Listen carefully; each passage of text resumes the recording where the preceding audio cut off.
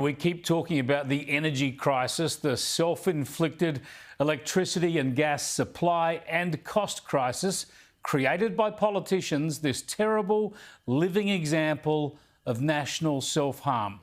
Well, today the Labor government and their Greens co-conspirators teamed up to pass their energy package through Parliament. It's gone through the Senate just minutes ago. A deal they say will help fix the energy crisis.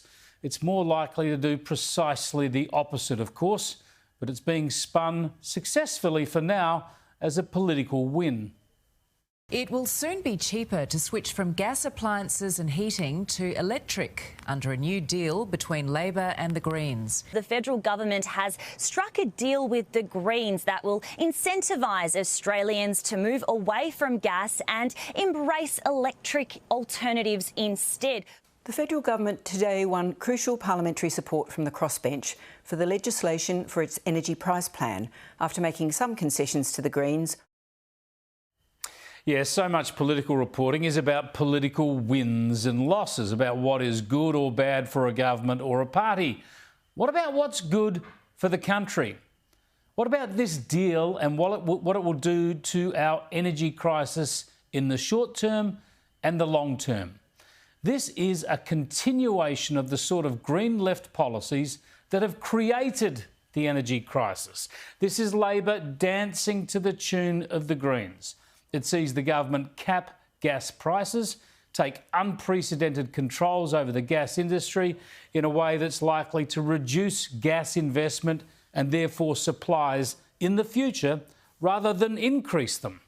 And this is more paradoxical and costly policy for this country. Now, remember this, the main reason Labor wanted an energy package passed through the Parliament was to place that cap, that price cap, on gas. Why? Well, because we need gas. We need it for industry, we need it for homes, and we need it to generate electricity. We need it badly, we need more of it, and it's too expensive because we've been deliberately driving it out of businesses with renewable energy policies and objections, of course, to gas extraction projects, and also partly because the global price has increased since the Russian invasion of Ukraine. So Labor has got the Greens to agree to the gas price cap, but the concession that the Greens have won out of this is for the government to spend more taxpayers' money, an undisclosed amount in undisclosed ways, to subsidise more people away from using gas at home, to using only electricity at home. Gas is as dirty as coal. Gas is polluting. It's unhealthy and it's expensive. Today is the day that Parliament understands that gas is not something we're transitioning to, it's something Australia needs to get away from. Dear, oh dear. Now, we need gas. We'll need gas for many decades, perhaps centuries to come, but the Greens' dream is to shut down gas. We have stacks of gas. We're the world's largest exporter of gas. So instead of urging us to use more at lower prices, Labor will do what the Greens want and spend more money getting us off gas. They'll subsidise us to be more reliant on electricity, which means under Labor and the Greens more renewable electricity, which means unreliable energy. We're already short of electricity because of the renewables push, and the supply crunch will only get worse. But instead of using more gas for hot water and cooking at home or to generate electricity, we want to make ourselves more reliant on renewable electricity.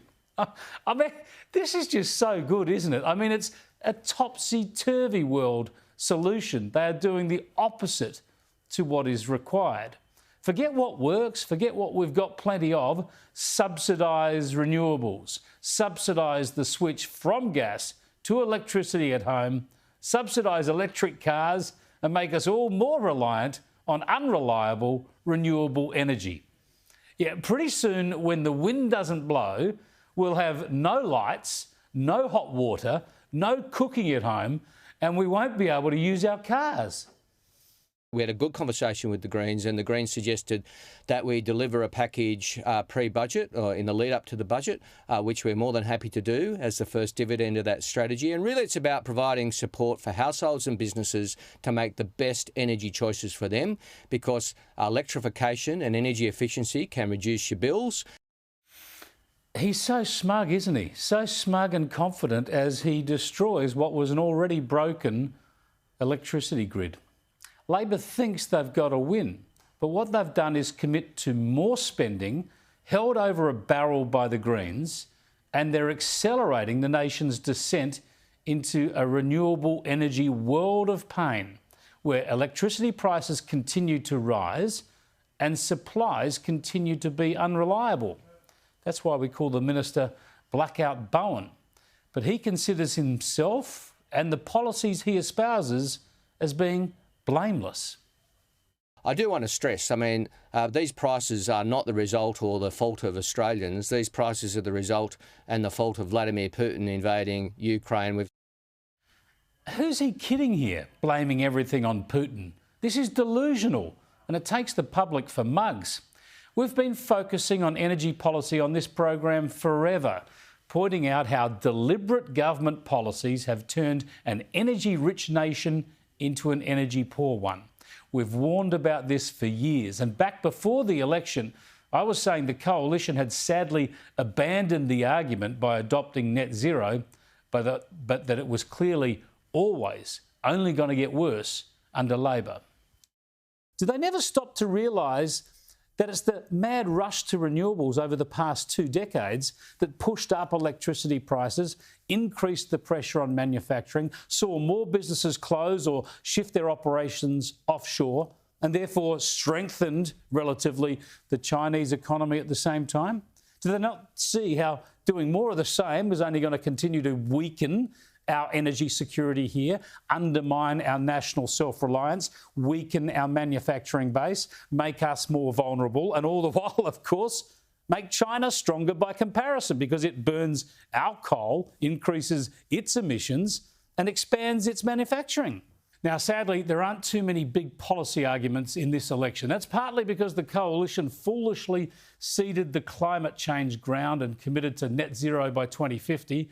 So energy security and energy prices ought to be a big election battle, but they aren't this time around, which is a big benefit for Labor, because their plans are, of course, disastrous in this area. The first demand to a Labor-Greens government will be to stop all new coal and gas projects, a massive hit on our economy, on jobs, and on our export prospects. And it gets worse, you know.